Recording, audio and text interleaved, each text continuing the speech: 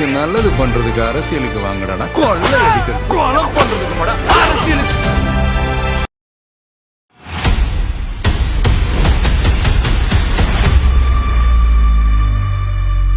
தமிழக முதல்வர் திரு மு க ஸ்டாலின் அவர்கள் ஒரு நிர்வாக திறனற்ற பொம்மை முதல்வர் என்பதை இந்த அலிபாபாவும் 40 திருடர்களும் என்ற கொள்ளை கூட்டம் தமிழகம் முழுக்க பல்வேறு சட்டம் ஒழுங்கு தொடர்பான குற்றம்.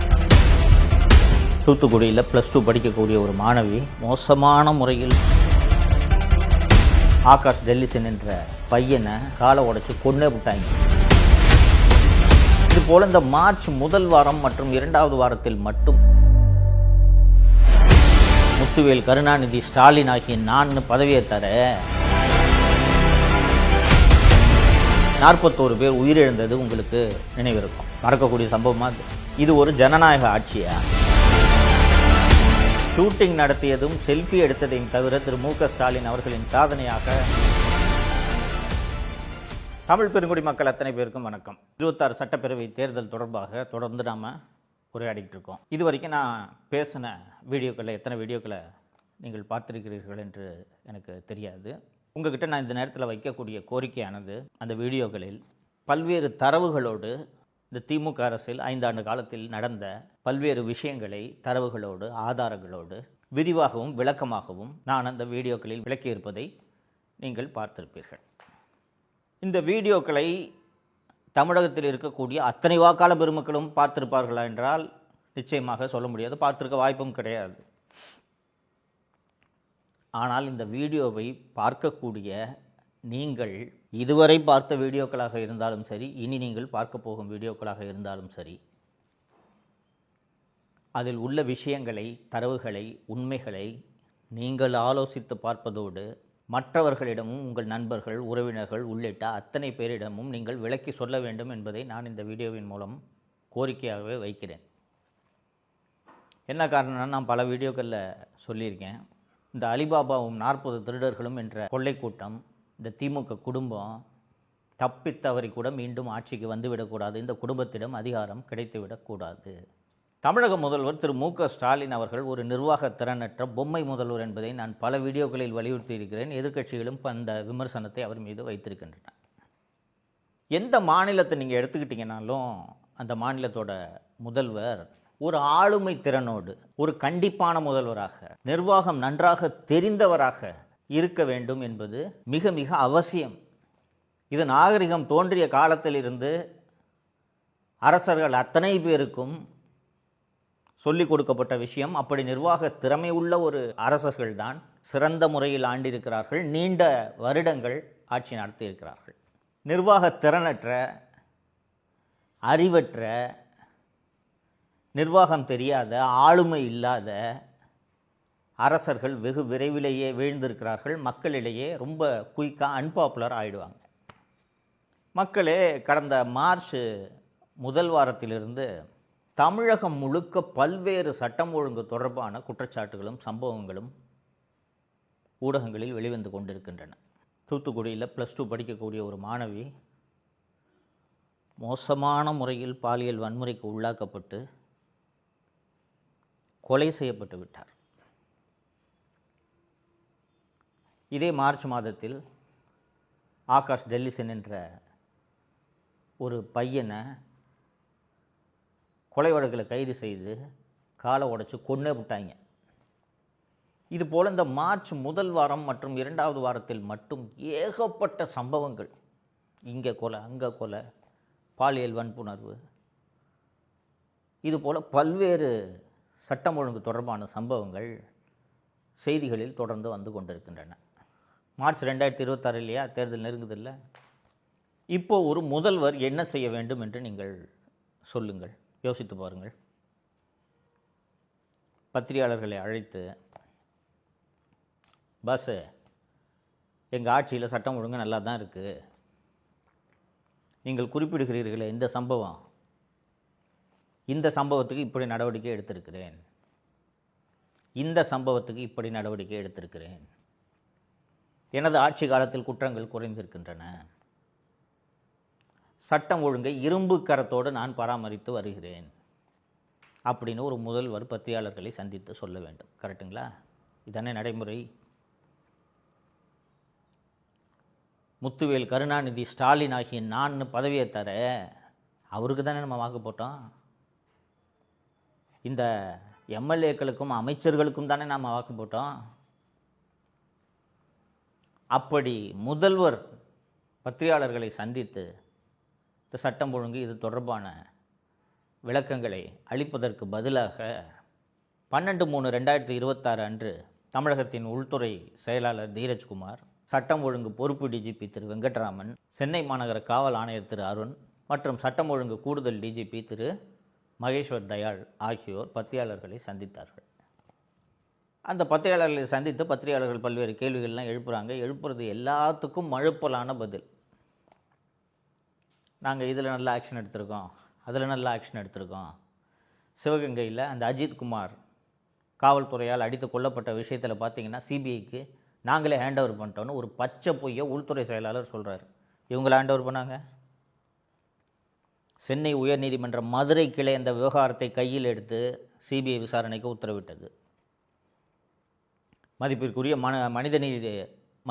மனித உரிமை வழக்கறிஞர் திரு ஹென்றி டிஃபேன் அவர்கள் மனுதாரர் சார்பாக மதுரை உயர்நீதிமன்ற கிளையில் வாதிட்டதன் காரணமாக அந்த வழக்கு சிபிஐ விசாரணைக்கு சென்றது. ஆனால் நேற்று உள்துறை செயலாளர் பார்த்தீங்களா, நாங்களே எவ்வளோ வெளிப்படையாக அஜித்குமார் வழக்கை சிபிஐக்கு ஒப்படைச்சிட்டோம், இப்போது கொல்லப்பட்டிருக்கக்கூடிய இந்த ஆகாஷ் என்ற வழக்கையும் சிபிசிஐடி விசாரிக்குது, சிபிசிஐடி நல்லா விசாரிக்கும் அப்படின்னு சொல்கிறாங்க. சொல்லிட்டு கடந்த ஆட்சி காலம் மற்றும் இந்த ஆட்சி காலத்தில் நடந்த குற்றங்களுக்கான அந்த வழக்குகள் பதிவு செய்யப்பட்டதற்கான புள்ளி விவரங்களை வெளியிட்டு பார்த்தீங்களா, போன வருஷத்தை விட போன ஆட்சியை விட இந்த ஆட்சியில் குறைஞ்சிருக்கு, குற்றங்கள் குறைவாகி இருக்கின்றன அப்படின்னு எண்ணிக்கைகளை பட்டியலிடுகிறார். போக்சோ வழக்குகள் 18 வயதுக்கு உட்பட்ட சிறுமிகள், குழந்தைகள் மீதான பாலியல் குற்றங்கள் அதிகரித்திருக்கிறதே இந்த ஆட்சியில் அப்படின்னு ஒரு கேள்வி எழுப்பப்படுகிறது. அந்த கேள்விக்கு உள்துறை செயலாளர், நாங்கள் வழக்குகளை அதிகமாக பதிவு செய்கிறோம், எந்த புகார் வந்தாலும் உடனே பதிவு செஞ்சிடும், பதிவு செய்கிறதுனால அதிகரிக்குது என்று பதில் சொல்கிறார். இந்த ஸ்டாட்டிஸ்டிக்ஸை நம்ம ஒரு அளவுக்கு மீறி நம்ம முக்கியத்துவம் கொடுக்கக்கூடாது. ஸ்டாட்டிஸ்டிக்ஸ் முக்கியம், நம்மளை பற்றி அசஸ் பண்ணுறதுக்கு. இது ஒரு ஜனநாயக ஆட்சியா? ஒரு முதல்வர் இப்படி அதிகாரிகளின் பின்னால் ஒளிந்து கொள்ளலாமா? நண்பர்களே, உங்களுக்கு நன்றாக நினைவிருக்கும், செப்டம்பர் மாதம் என்று நினைக்கிறேன், தாவேக தலைவர் திரு விஜய் அவர்கள் கரூரில் பிரச்சாரத்திற்கு சென்றபோது ஏற்பட்ட கூட்ட நெரிசலில் 41 பேர் உயிரிழந்தது உங்களுக்கு நினைவிருக்கும். மறக்கக்கூடிய சம்பவமா அது? அந்த சம்பவத்தின் போதும் காவல்துறைக்கு பொறுப்பான, உள்துறைக்கு பொறுப்பான முதலமைச்சர் பத்திரிகையாளர்களை சந்தித்து, நான் சிறப்பான முறையில் நடவடிக்கை எடுத்திருக்கிறேன், இந்த 41 பேர் இறந்ததற்கு இந்தந்த காரணங்கள் தான், இதில் காவல்துறைக்கு பொறுப்பு இல்லை, காவல்துறை நல்லா தான் பாதுகாப்பு, ஏதோ ஒரு காரணம், ஒரு முதலமைச்சர் தான் விளக்கத்தை கொடுக்கணும். அந்த கரூர் சம்பவத்திற்கு பத்திரிகையாளர்களை சந்தித்தது யார் என்று உங்களுக்கு நினைவிருக்கிறதா? சட்டம் ஒழுங்குக்கு சம்பந்தமே இல்லாத அமுதா ஐஏஎஸ், அப்போது சட்டம் ஒழுங்கு கூடுதல் டிஜிபியாக இருந்த ஒரு அதிகாரி, டிஜிபி திரு வெங்கட்ராமன் ஆகியோர் உட்கார்ந்து பத்திரிகையாளர்களை சந்தித்து பேட்டி அளித்தார்கள். அந்த கரூர் சம்பவம் தொடர்பாக தமிழக அரசு நீதிபதி திருமதி அருணா ஜெகதீசன் அவர்கள் தலைமையில் ஒரு நபர் விசாரணை ஆணையத்தை அமைத்து அந்த விசாரணை ஆணையம் விசாரணையை நடத்தி கொண்டிருக்கிறது. அந்த விசாரணையெல்லாம் நடந்துக்கிட்டு இருக்கும்போதே இந்த அதிகாரிகள் பத்திரிகையாளர்களை சந்தித்து வீடியோவெல்லாம் போட்டு போலீஸு கரெக்டாக பாதுகாப்பு கொடுத்துச்சுங்க. இத்தனை போலீஸ் இருந்தாங்க அந்த இடத்துல. இந்த விஜய் ரசிகர்கள் பூரா மரத்தில் தவுனாங்க, டிரான்ஸ்ஃபார்மரில் தவுனாங்க, இது மேலே ஏறினாங்க, அது மேலே ஏறினாங்க, அதனால தாங்க நடந்துச்சுன்று. அந்த சம்பவத்துக்கு காவல்துறை காரணமே இல்லை, விஜய் தான் காரணம், விஜய் ரசிகர்கள் தான் காரணம் அப்படின்னு அப்போது ஒரு பத்திரிகையாளர் சந்திப்பை நடத்தினார்கள். இந்த வழக்கை சிபிஐ விசாரணைக்கு மாற்ற வேண்டும் என்று பாதிக்கப்பட்ட குடும்பத்தை சேர்ந்தவர்கள் உச்சநீதிமன்றத்தை அணுகி வழக்கு தொடுத்தபோது இந்த வழக்கை சிபிஐக்கு மாற்றிய உச்சநீதிமன்றம் இந்த பத்திரிகையாளர் சந்திப்பை ஒரு முக்கியமான காரணமாக குறிப்பிடுகிறது. காவல்துறை விசாரணை நடத்திக்கிட்டு இருக்கு, ஒரு நபர் ஆணையம் விசாரணையை நடத்திக்கிட்டு இருக்கு. அப்படியெல்லாம் இருக்கும்போது இதுதான் நடந்தது என்று அதிகாரிகள் தெள்ளத் தெளிவாக பத்திரிகையாளர் சந்திப்பில் விஷயத்தை தெரிவித்துவிட்டால் இந்த வழக்கை புலன் விசாரணை செய்யக்கூடிய ஒரு டிஎஸ்பியும் இன்ஸ்பெக்டரும் டிஜிபியும் கூடுதல் டிஜிபியும் சொன்னதை தவறு என்று சொல்லிவிட்டு தங்கள் விசாரணை அறிக்கையை சமர்ப்பிக்க முடியுமா? அது நியாயமான விசாரணையாக இருக்குமா என்று இந்த வழக்கை, கரூர் சம்பவ வழக்கை சிபிஐ விசாரணைக்கு மாற்றுவதற்கு எழுதிய தீர்ப்பில் இதை ஒரு காரணமாக குறிப்பிடுகிறார்கள். நான் தொடக்கத்திலே சொன்னேன், ஒரு அரசனுக்கு, ஒரு முதல்வருக்கு ஆளுமை இருக்க வேண்டும் என்று நான் சொன்னேன். அதிகாரிகள் பத்திரிகையாளர்களை சந்திக்கலாம், தவறு ஒன்றும் இல்லை. ரொம்ப ரேர் கேஸில் கலெக்டரோ எஸ்பியோ சந்தித்து ப்ரீஃபாக பேசுவாங்க, அவ்வளோதான். ஆனால் எந்த பெரிய சம்பவம் நடந்தாலும் அதிகாரிகளை வைத்து பத்திரிகையாளர்களை சந்திப்பதை தமிழக முதல்வர் மு.க.ஸ்டாலின் ஒரு வேலையாகவே வைத்திருக்கிறார். 2017ஆம் ஆண்டு முதல் 2021 வரை திரு எடப்பாடி பழனிசாமி அவர்கள் தமிழக முதல்வராக இருந்தார். திரு எடப்பாடி பழனிசாமி அவர்களுக்கு அமைச்சராக இருந்ததை தாண்டி நிர்வாக அனுபவம் இருக்கிறதா என்று கேட்டீர்கள் என்றால் இல்லை. இன்னொன்று, செல்வி ஜெயலலிதா அவர்கள் முதலமைச்சராக இருக்கும்போது அமைச்சர்களை இண்டிபெண்ட்டாக, சுதந்திரமாக, தனிப்பட்ட முறையில் எந்த முடிவையும் எடுத்துட முடியாது. எதுவாக இருந்தாலும் செல்வி ஜெயலலிதா அவர்களிடம் ஒப்புதல் பெற வேண்டும். அவருக்கு பெரிய அளவில் நிர்வாக அனுபவம் இருக்கா? எல்லா துறையும் கையாண்டிருக்காரா? உள்துறையை கையாண்டிருக்காரா? மற்ற துறைகளை கையாண்டிருக்கிறாரா? ஆனால் 4 ஆண்டுகளில் மிக திறமையாக, மிக திறம்பட, செம்மையான முறையில் அவர் சட்டம் ஒழுங்கை கையாண்டாரா இல்லையா? திமுக ஆட்சி விமர்சனம் செய்யும் போது கூட இந்த அதிமுக ஆட்சி மீது ஊழல் செய்கிறாங்க, இது அதுன்ட்டு பல்வேறு குற்றச்சாட்டுகளை சுமத்தி இருக்கிறார்களே ஒழிய அதிமுக ஆட்சியில் சட்டம் ஒழுங்கு சரியில்லை என்று எந்த விதமான விமர்சனமும் வைக்க முடியாத அளவுக்கு திரு பழனிசாமி ஆட்சி செய்தார் என்பதை நீங்களும் மறுக்க முடியாது, நானும் மறுக்க முடியாது, இல்லைங்களா? இதுக்கு பேர் தாங்க ஆளுமை, இதுக்கு பேர் தாங்க திறமை. தனக்கு கீழே ஒரு துறை இருக்குதுன்னா அந்த துறையை எப்படி நடத்த வேண்டும் என்பதை ஒரு முதல்வர் தெரிந்திருக்க வேண்டும். 50 ஆண்டு கால பொது வாழ்க்கைக்கு நான் சொந்தக்காரன் என்று முதலமைச்சர் அவர்கள் பெருமையோடு பல்வேறு மேடைகளில் பேசியிருக்கிறார் என்பதை நீங்கள் பார்த்திருப்பீர்கள். எம்எல்ஏவாக இருந்திருக்கிறார், மேயராக இருந்திருக்கிறார், உள்ளாட்சித்துறை அமைச்சராக இருந்திருக்கிறார், துணை முதல்வராக இருந்திருக்கிறார். இவ்வளவு அனுபவங்கள் இருந்தும் எந்த விதமான முக்கியமான சம்பவங்களுக்கும் பத்திரிகையாளர்களை அழைத்து நேரடியாக பத்திரிகையாளர்களின் கேள்விக்கு இந்த 5 ஆண்டுகளில் ஒரே ஒரு முறையாவது திரு மு.க.ஸ்டாலின் அவர்கள் பதில் சொல்லியிருக்கிறாரா, பத்திரிகையாளர்களை சந்தித்திருக்கிறாரா என்று நீங்கள் நன்றாக யோசித்து பாருங்கள். எந்த பெரிய சம்பவம் நடந்தாலும் அதிகாரிகளை பேச விட்டுட்டு பின்னாடி போய் ஒளிஞ்சுக்கிறதுன்றது ஒரு கோழைத்தனம் இல்லையா? இவரா ஆளுமை உள்ள முதல்வர்?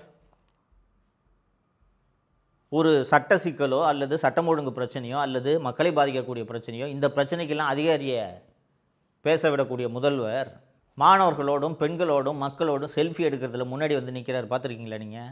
இந்த 5 ஆண்டுகளில் ஷூட்டிங் நடத்தியதும் செல்ஃபி எடுத்ததையும் தவிர திரு மு.க.ஸ்டாலின் அவர்களின் சாதனையாக சொல்லக்கூடிய ஏதாவது ஒன்று உங்களிடம் இருக்கிறதா? உங்களால் சொல்ல முடியுமா?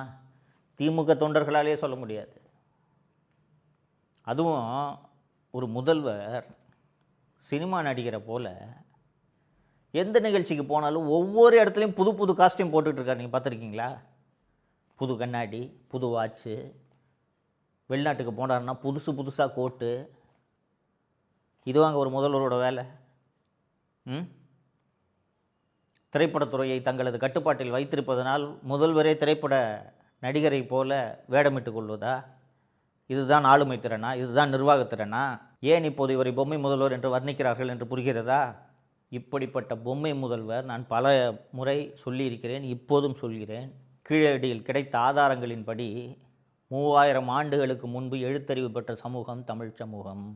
இந்த தமிழ் சமூகத்தை இப்படி அறிவற்ற ஆளுமையற்ற ஒரு முதல்வர் 5 ஆண்டுகள் ஆண்டு விட்டார். மீண்டும் இந்த முதல்வர், இந்த பொம்மை முதல்வர், நிர்வாகத்திறனற்ற முதல்வர், நிர்வாகத்தை கையாள தெரியாத முதல்வர் ஆள வேண்டுமா என்பதை நீங்கள் நன்றாக சிந்தித்து பார்க்க வேண்டும்.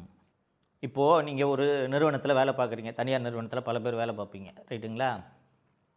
காலையில் மீட்டிங் வைக்கிறாங்க.